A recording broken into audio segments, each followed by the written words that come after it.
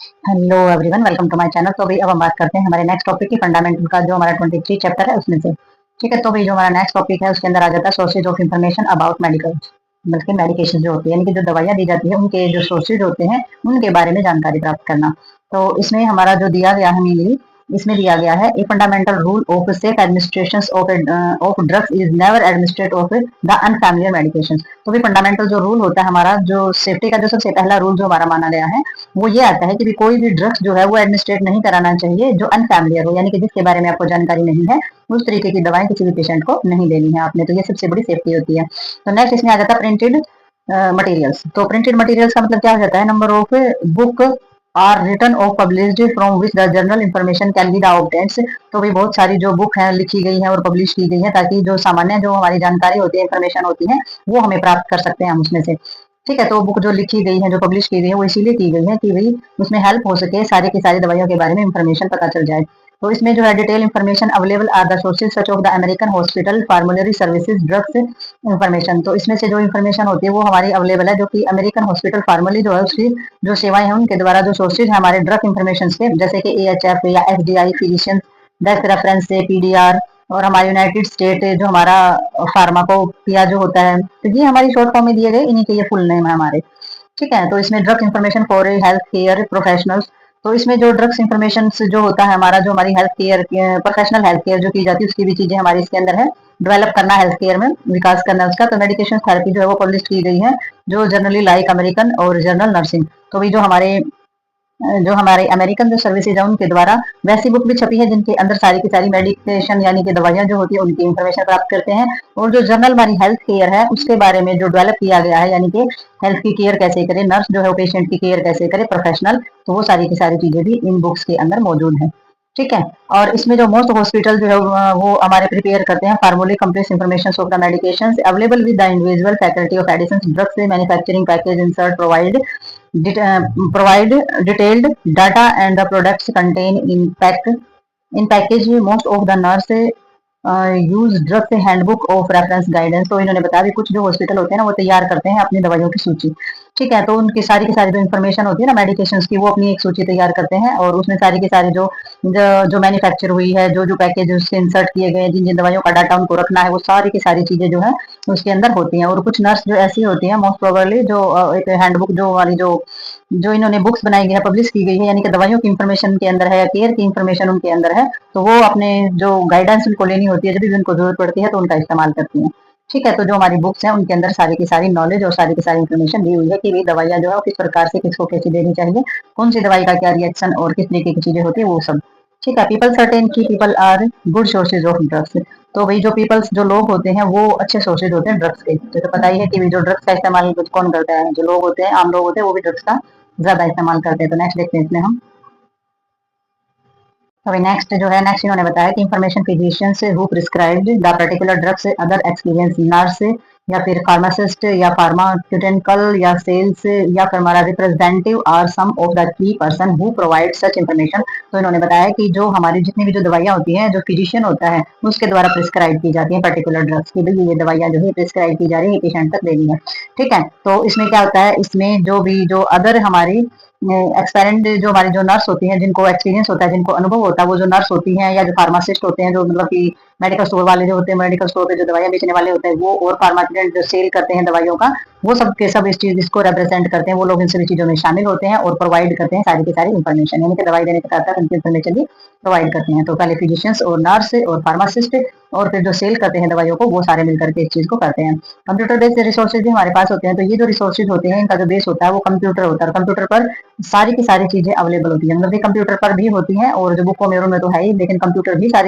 पर भी सारी चीजें अवेलेबल होती हैं जो कि हमारे ड्रग्स को रेफरेंस करती हैं। तो इसमें सिस्टम ऑफ मेडिकेशन डिस्ट्रीब्यूशन आ जाता है कि भाई हमारा जो कौन से सिस्टम के द्वारा हमारी जो दवाइयाँ होती है वो डिस्ट्रीब्यूट की जाती है, बांटी जाती हैं। तो इसमें 4 टाइप सिस्टम बताया है, use of the ensure of safe store of the administration of medication. तो भी 4 टाइप होती है हमारे, जिसमें सिस्टम के द्वारा हमारी जो दवाइयाँ होती हैं वो यूज की जाती हैं और उनको स्टोर की सेफ और स्टोर किया जाता है और दवाइयों को एडमिनिस्ट्रेट कराया जाता है। ठीक है, तो इसमें सबसे पहला आ जाता है स्टॉक सप्लाई। तो स्टॉक सप्लाई क्या होती है कि भाई स्टॉक जो अंदर होता है, स्टोर होता है, इसमें जो स्टॉक भरा हुआ होता है उसकी सप्लाई कैसे होती है, यूनिट डोज सप्लाई होती है हमारी। ठीक है, और एक होती है एक्यूमुलेट, जो हमारी जैसे कि हमारी ऑटोमेटेड जो हमारी मेडिकेशंस होती है, जो कि डिस्पेंसिंग सिस्टम हमारा होता है, यानी कि दवाइयाँ उपलब्ध कराने का जो सिस्टम होता है, एक होता है सेल्फ जो कि एडमिनिस्ट्रेटेड जो हमारी सप्लाई होती है, सेल्फ यानी कि अपने द्वारा। तो इसमें एक एक करके हम थोड़ा सा डिटेल में समझेंगे कि स्टॉक सप्लाई हमें किसको बोलते हैं। तो स्टॉक सप्लाई में इन्होंने बताया ये जो सिस्टम होता है, ये लार्ज क्वांटिटी और फ्रीक्वेंसी जो हमारी प्रिस्क्राइब की जाती है दवाइयाँ are the provide is a client here area which the storage locked cupboard in the storage room individual dose of the administrated client and the particular unit of nurse the measure individual dose from the large stock bottle and a packaged container narcotic drugs are supplied by the system। तो stock supply हम किसको बोलते हैं? Stock supply हमारी वो system होता है जिसमें बहुत ही ज्यादा मात्रा में बहुत ही ज्यादा क्वांटिटी के अंदर बार बार उन्हीं दवाइयों को प्रिस्क्राइब किया जा रहा है। ठीक है, बार बार वही दवाई प्रिस्क्राइब की जा रही है, डॉक्टर के द्वारा लिखी जा रही है, मरीज को बार बार उन्हीं ऐसे इसी तरीके के मरीज आ रहे हैं, बार बार उन्हीं दवाइयों की जरूरत पड़ रही है, तो वो प्रोवाइड कराया जाता है क्लाइंट के केयर एरिया के अंदर। तो ये जो दवाइयाँ होती हैं स्टोर की जाती हैं और इनको जो स्टोर होता है उसमें रखा जाता है और एक कप बोर्ड यानी कि एक लकड़ी की अलमारी जो होती है उसके अंदर स्टोर करके रखा जाता है रूम के अंदर। और इंडिविजुअल जो हमारा डोज होता है वो जो एडमिनिस्ट्रेट कराया जाता है क्लाइंट को। ठीक है, तो इसमें जो पर्टिकुलर जो यूनिट में जो नर्स होती है तो वो उसमें मेजर करके लेकर के आती है, यानी कि बहुत सारा स्टोरेज है, बहुत सारी दवाई वहां पर रखी है, तो उसमें से जितनी जरूरत होती है कि इंडिविजुअल डोज जो नर्स जो होती है वो वहां से लेकर के आती है और लार्ज स्टॉक से बोतल होती है तो उसमें एक पैकेज या कंटेनर होता है उसमें भर करके लाती है छोटी छोटी चीजों में। तो इस तरीके से जो हमारा स्टॉक होता है उसमें से थोड़ी थोड़ी करके जितनी जरूरत के अनुसार जो है हमारी मेडिसिन या फिर हमारी जो भी दवाइयाँ होती है वो बाहर निकाली जाती हैं। और जो नार्कोटिक ड्रग्स होते हैं उनको निकालने का भी इसी तरीके से जो मादक पदार्थ जो होते हैं उनको निकालने का भी यही सिस्टम होता है। ठीक है, तो ये हमारी स्टॉक सप्लाई है कि स्टॉक से किस तरीके से सप्लाई की जाती है। तो नेक्स्ट देखते हैं इसमें हम। तो अभी हम इसमें देखेंगे यूनिट डोज के बारे में। तो यूनिट डोज जो होता है इन्होंने बताया कि in this system of pharmacy and manufacture dose of pre packaging of pre labelling of the individual client dose. तो इन्होंने बताया कि ये जो सिस्टम होता है ना इसके अंदर जो फार्मेसी वाले जो होते हैं जो मैन्युफैक्चर की गई हमारी जो दवाएं उनको क्या करते हैं, उनको पैकेज करते हैं और उनके ऊपर लेबल वगैरह लगाते हैं। ठीक है, तो ये काम वो करते हैं। और इंडिविजुअल क्लाइंट डोज यानी कि एक इंसान की जब वो मेडिकेशन करते हैं तो उस इंसान की सारी दवाइयाँ पैकेज भी करते हैं, पैक भी करते हैं और उनके ऊपर लेबल भी लगाते हैं। और individual unit does the prescribed amount of the medications of dispense of specific time. तो ये जो दवाइयाँ जो प्रिस्क्राइब की गई है ना उसी के हिसाब से अमाउंट रखेंगे। अगर 3 दिन की दवाई है, 1 हफ्ते की दवाई है या 15 दिन की दवाई है, तो जिस तरीके से प्रिस्क्राइब किया गया अमाउंट तो मेडिकेशन जो है उसी हिसाब से और स्पेसिफाइड टाइम के लिए रखी जाएंगी कि भाई 3 दिन की है, 3 दिन दोपहर तक की है, 3 दिन शाम तक की है, तो उसी तरीके से आपने दवाइयाँ लिख करके रखनी है जिस हिसाब से डॉक्टर ने डेट और टाइम की लिखी है। ठीक है, in this system of the pharmacist and nurse both participate of the preparations and the administrations of medications of evaluating their effect। तो इसमें क्या होता है, ये जो सिस्टम होता है ना इसमें फार्मासिस्ट और नर्स जो है दोनों ही पार्टिसिपेट करते हैं और तैयार करते हैं जो दवाई जो एडमिनिस्ट्रेट करानी है दवाइयाँ वगैरह और उसके जो इफेक्ट होते हैं वो सारी की सारी चीजें। और लार्ज हेल्थ केयर फैसिलिटी जो होती है वो प्रिपेयर करती है इस सिस्टम के द्वारा जो है हेल्थ की जो बड़ी जो हमारी जो चीजें होती है वो केयर की जा सकती है क्योंकि because it provide a double check mechanism ensure client safety. तो इसमें जो है डबल चेक जो हो जाता है तो इसमें जो क्लाइंट होता है उसकी सेफ्टी जो है इंश्योर हो जाती है। तो इसमें side this the pharmacist can provide information nurse regarding the medication. तो इसमें क्या होता है, इसमें जो फार्मासिस्ट होता है ना वो प्रोवाइड कर सकता है इंफॉर्मेशन यानी कि उसको पूरी जानकारी दे सकता है नर्स को मेडिकेशन के रिगार्डिंग, दवाइयों के रिगार्डिंग पूरी की पूरी जानकारी जो होती है वो फार्मासिस्ट नर्स को दे सकता है। और इंट्रैक्शन से और जिसने की हमारी जो कॉन्ट्रा इंडिकेशन होते हैं यानी कि दवाइयों के प्रभाव को लेकर के या दवाइयों के साइड इफेक्ट को लेकर के जो हमारी चीजें होती है इंट्रैक्शन करना, कॉन्ट्रा इंटरेक्शन यानी कि कॉन्ट्रा इंडिकेशन वगैरह जो होते हैं दूषित प्रभाव जो होते हैं उन सभी चीजों के बारे में सारी जानकारी दे सकता है कि ये जो दवाइयां हैं ये बहुत ही तेज है, ये नुकसान पहुंचा सकती है, इनसे ये साइड इफेक्ट आ सकते हैं, वो सारी चीजें बता देता है। तो it also save the valuable nurse time. तो ये जो नर्स का जो कीमती समय होता है वो भी इससे बच सकता है। ठीक है, तो ये हमारी होगी यूनिट डोज। तो नेक्स्ट देखेंगे इसमें हम। तो भैया हम इसमें बात करते हैं ऑटोमेटेड जो मेडिकेशन होती है डिस्पेंसिंग और डाइस्टिंग। तो इसमें जो ऑटोमेट्स होती है हमारी ये हमारी जो मैकेनिकल होती है यूजुअली, तो इसमें जो कंटेन किया जाता है ये कॉम्बिनेशन होता है यानी कि एक संयोजन चीजें होती हैं कि जो दवाई होती है frequently use of the unit so that newly ordered medications can be the immediately administrate. तो ये कैसी होती है, ये हमारा जो न्यूली ऑर्डर होते हैं यानी कि जो हमारी फ्रीक्वेंसी जो यूनिट के अंदर जो फ्रीक्वेंसी यानी कि रोजमर्रा में जो हमारी आवश्यकताएं पूरी हो रही है, रोजमर्रा में हमारी जो दवाइयों की जरूरत है और जो न्यू ऑर्डर की गई जो दवाइयां होती हैं वो हमारी क्या हो जाती है इमीडिएटली जो एडमिनिस्ट्रेट कराते हैं हम दवाइयां इमरजेंसी में वो हमारी क्या हो जाती है कंबाइंड हो जाती है। तो पीआरएन मेडिकेशन इसके अंदर होती हैं। पीआरएन का मतलब पीआरएन मेडिकेशन हो जाती है जो हमारी इमरजेंसी के टाइम या फिर वैसे दी जाने वाली जो दवाइयां होती हैं। और कंट्रोल ड्रग से जो नियंत्रण करने वाली दवाइयां होती हैं, ये इमरजेंसी मेडिकेशन होती हैं हमारी यानी कि इमरजेंसी में दी जाने वाली दवाइयां होती हैं। ये हमारे जो प्रोरेनाटा बोला जाता है, इसको पीआरएन का जो फुल फॉर्म होती है प्रोरेनाटा होता है। लेकिन ये जो होती है ये हमारी यूज में आने वाली, यानी कि ट्रीटमेंट में जो दवाइयाँ यूज होती हैं, तो ये हमारी इमरजेंसी में होने वाली, कंट्रोल करने वाली और डेली रूटीन में ट्रीटमेंट में यूज होने वाली जो दवाइयाँ होती हैं वो इसके अंदर आती हैं। और नर्स जो है वो एसेस कर सकती है सारा का सारा सिस्टम पासवर्ड के द्वारा, यानी कि कंप्यूटर में अगर है तो पासवर्ड भरेगी और सारे के सारे सिस्टम को एसेस कर सकती है और देख सकती है और सिलेक्ट कर सकती है उसमें फंक्शन सेलेक्ट करते क्या हो जाएगा, जो उसको चॉइस, जो उसको जरूरत है, जो उसको चाहिए होती है ऑफर करेगी, वो हमारा कंप्यूटराइज्ड जो हमारा मेनू बनाया हुआ होता है तो उससे प्राप्त कर सकती है जो चाहिए उसे दवाई, मेडिकेशन फॉर क्लाइंट। तो दवाई जो पेशेंट के लिए जो दवाई उसे चाहिए होती है, जिसकी उसे जरूरत होती है, जो उसे प्राप्त करनी होती है, वो उसे कंप्यूटराइज जो है देने में हेल्प मिलती है। तो ये जो सिस्टम होता है ये हेल्प करता है बहुत ज्यादा अमाउंट ऑफ ऑल मेडिकेशन। तो सभी दवाइयों को देने का जो सिस्टम होता है या कितना अमाउंट देना होता है तो वो सारा का सारा ये इसमें हेल्प करता है। और इसमें जो बिलिंग वगैरह की जो चीजें होती है वो भी कंट्रोल करता है हमारा सब्सटेंसेज और रिकॉर्ड कीपिंग, और ये वही सारे के सारे रिकॉर्ड को भी बनाए रखने में हेल्प करता है कि किसको कितनी दवाई कब दी गई और कितने के लिए। ठीक है, तो जो पेशेंट की फाइल बनाई जाती है तो वो सारी की सारी दवाइयाँ कब कितनी और कितने दिन कितनी दवाइयाँ पेशेंट को दी गई है, कौन सी किस टाइम दी गई, तो सारा का सारा डाटा इसके अंदर होता है। ठीक है, तो इसमें सारा का सारा जो काम होता है वो क्या होता है, कॉम्बिनेशन होता है हमारी जो दवाइयाँ यूज हो रही है उनका भी, और जो न्यू हमारी मेडिकेशन जो इमीडिएटली एडमिनिस्ट्रेट करा जाती है वो भी। ठीक है, तो नेक्स्ट देखेंगे ये हमारी क्या बोली जाती है, ऑटोमेटेड मेडिकेशन। तो ये कंप्यूटर के द्वारा सारी चीजों का पता लगाया जाता है इसमें, और सारा डाटा भी हमारा कंप्यूटर के मेनू के अकॉर्डिंग इसमें होता है। तो नेक्स्ट देखेंगे इसमें हम, तो अभी हम देखेंगे इसमें कि भाई हमारा जो SAM सिस्टम होता है वो कौन सा होता है, दवाई लेने का। तो SAM सिस्टम के अंदर हमारा आ जाता है सेफ एडमिनिस्ट्रेटेड मेडिकेशन। तो भाई सेल्फ एडमिनिस्ट्रेटेड मेडिकेशन का मतलब हो जाता है, सेल्फ का मतलब हो जाता है अपने आप से दवाई लेते हैं जो। ठीक है, तो नर्स जो होती है वो पेशेंट का ख्याल रखती है और इसे उसमें जो कैपेबिलिटी देखती है, एबिलिटी देखती है कि जो अपने आप से दवाइयाँ ले सकता है, तो वो सारी चीजें प्रोवाइड कराती है, लेकिन पेशेंट जो है दवाई खुद लेता है। तो इसके अंदर सेल्फ एडमिनिस्ट्रेटेड मेडिकेशन जिसको बोला जाता है, in this etch client with his her prescribed dose and quantity for a given period। तो इसमें जो क्लाइंट होता है उसको सप्लाई की जाती है सारी की सारी जो प्रिस्क्राइब किए गए हैं जो डोज क्वांटिटी जितनी होती है उनकी और पीरियड के हिसाब से। तो मेडिकेशन जो है वो सप्लाई की जाती है separate container and the use only for one client medication. तो उसमें वही एक ही जो जैसे एक ग्लास दे दिया कुछ भी, एक अलग कंटेनर जो है पेशेंट को यूज करने के लिए दिया जाता है, उसे सिर्फ वही इस्तेमाल करता है दवाई लेते time. It can be stored and the client of decide so as the enable self administration. तो इसमें जो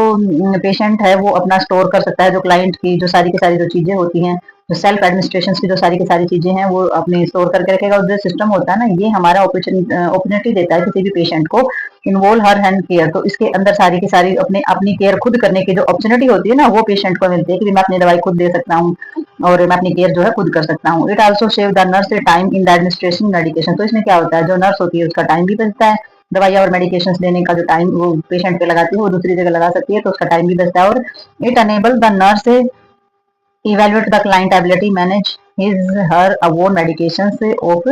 प्रेजेंट। तो इसके अंदर क्या होता है, इसमें हमारी जो नर्स होती है वो ये इस प्रकार की चीजें भी जान सकती है पेशेंट की कि इसके अंदर जो अपने आप को मैनेज करने की जो एबिलिटी है वो कितनी है। तो जो मेडिकेशन उसको जो प्रोवाइड करती है और वो दवाइयाँ जो है सेल्फ लेता है पेशेंट, तो नर्स को ये पता चल जाता है, वो इन चीजों को जान सकती है कि भाई जो पेशेंट है उसकी इतनी एबिलिटी है वो दवाई अपनी खुद ले सकता है और अपनी जो केयर है किसी हद तक, ये नहीं कि सारा काम अपने आप ही करता है, कुछ हद तक जो अपनी केयर भी खुद कर सकता है। तो इसमें जो SAM सिस्टम जो हमारा होता है यानी कि सीवियर अक्यूट मॉल न्यूट्रिशन जो हमारा होता है इस सिस्टम के अंदर भी can combined with the unit dose system when needed. ठीक है, तो ये भी इसके साथ जो है वो जुड़ जाता है, यानी कि जो हमारा सिस्टम है जब जरूरत का हिसाब से जो चीजें यूनिट के अंदर जो दी जाती है तो उसके अंदर ये सिस्टम भी हमारा साथ में जुड़ सकता है। ठीक है, तो इसमें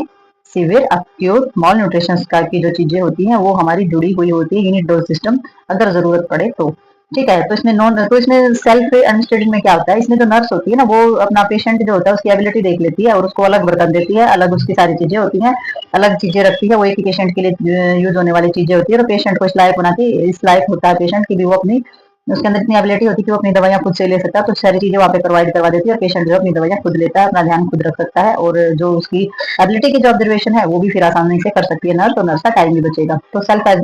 जो है एडमिनिस्ट्रेट अगर कोई खुद से अगर दवाइयाँ लेना चाहता है वो ले सकता है, तो आप उसको प्रोवाइड कर सकते हैं ऐसे। नॉन प्रिस्क्राइब और वही जो प्रिस्क्रिप्शन मेडिकेशन होती है यानी कि तो डॉक्टर के द्वारा लिखी हुई दवाइयाँ होती है, बिना लिखी हुई दवाइयाँ होती है। तो नॉन प्रिस्क्रिप्शन जो मेडिकेशन होती है मैनी मेडिसिन बहुत सारी दवाइयाँ जो है वो अवेलेबल है बिना स्पेसिफिक किसी रिटर्न उसके यानी कि प्रिस्क्रिप्शन लिखे बिना बहुत सारी दवाइयाँ होती है, जैसे छोटी मोटी सर दर्द बुखार की दर्द की है वो हम बिना ही डॉक्टर के लिखवाए वो दवाइयाँ प्रोवाइड हो जाती है। तो आगे देखते हैं इसमें हम, तो अभी इसके अंदर जो हमारी बताई गई है, तो इसमें हमारी आ जाती हैं कि जो रिटर्न ऑर्डर जो जिनके नहीं दिए जाते हैं, मतलब कि जो दवाइयाँ नॉन प्रिस्क्रिप्शन के होती हैं, यानी कि डॉक्टर के द्वारा जो नहीं लिखी जाती है, तो हेल्थ केयर प्रोवाइडर जो है उसके द्वारा लिखित तो होनी चाहिए या पता कर लेना चाहिए, जो कि आप विदाउट जो अपना किसी भी तरीके की जो आप दवाइयाँ ले रहे हैं, तो नर्सिंग सुपरविजन उनका हो सके, और जो सोल्ड की जाती है सीधा ही काउंटर से ही मिल जाती हैं। और फूड और ड्रग्स एडमिनिस्ट्रेशन यानी कि एफडीए जो होता है वो इसमें सारे के सारे जो सेफ्टी मेजर होते हैं और जो इनकी प्रतिक्रिया और प्रभावशाली जो ये होते हैं, तो उन सभी को कंट्रोल करने का काम करता है। जो नॉन प्रिस्क्रिप्शन मेडिकेशन होती हैं उनकी सभी चीजों को कंट्रोल करता है, सेफ्टी का भी। ठीक है, तो ये हमारा जो कॉमन एग्जाम्पल इसमें दिए जाते हैं नॉन प्रिस्क्रिप्शन मेडिकेशन के द्वारा, तो इसमें इंक्लूड होती है हमारी ठंड सर्दी जुकाम, या फिर हमारा दर्द जो हमारी पेन किलर वगैरह होते हैं वो हम ले लेते हैं। ठीक है, तो इसमें जो हमारे कंसीडर की जाती है सेफ जो